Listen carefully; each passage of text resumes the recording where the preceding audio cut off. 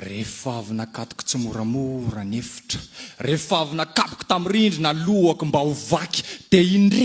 indreo fa niparitaka sy ny goragora reo hevitra, tsy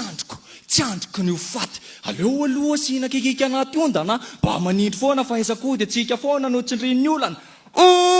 De iny ary nisy taminga n'eritreritra tonga sarery anatin'ny lakana ambon'ny faritsy manonja, mirendrika nefa misalasala any amoy, ohatrany hoe teo faty kanefa matahotra sao mbola hitoy. De iny koa nisy taminga n'eritreritra hafa ny latsaka, sa ve tsy mahay miaina sa nahariny tsy nahay nandahatra, sa ve malemy sa nisetra ny diso ny fanesesy, mino aranga fa icomprizy hoe tsy zakako matoa ananay kresy. Ka iny ary ny tanako avina rombaka le fanafody ho arapaka, iny koa ny tanako avana fa tsangana nanakana saingidrisy, tao ambavy efa nisy tafalatsaka, nitra fohy de iny ny aina fa tafapritsaka, tena nginy ora vitsivitsy tadio arina, de iny ary le efa tena napana, tsy teboka farany kay fa io ary ny tena nitsangana ny fana, nikrapaka ihany aloha fa toa tsy mitehatany, iny ena nitsofoka ny vatako, ny gogogo, namonjy ny razana ny tomany. Tena maty azy ano azy tsy naharaka, fa vao nahita anazy de ota tsy ota tao an-tsaiko no niraradraraka, fa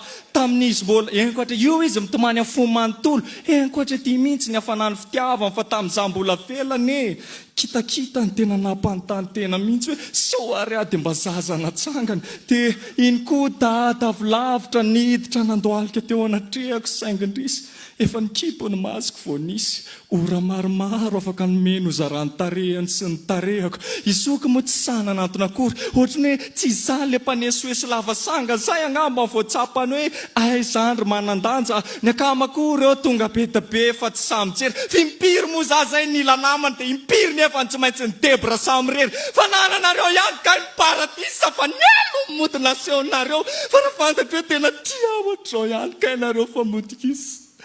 Ohatray aty sana moa ny tena, ohatray aty tsy naneso anareo. De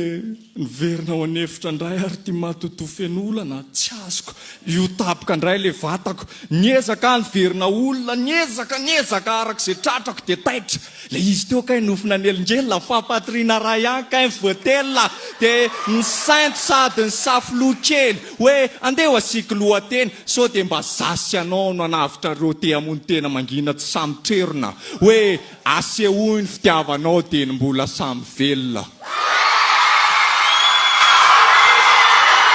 Atsotsika avy hatrany ny naoty ny poeta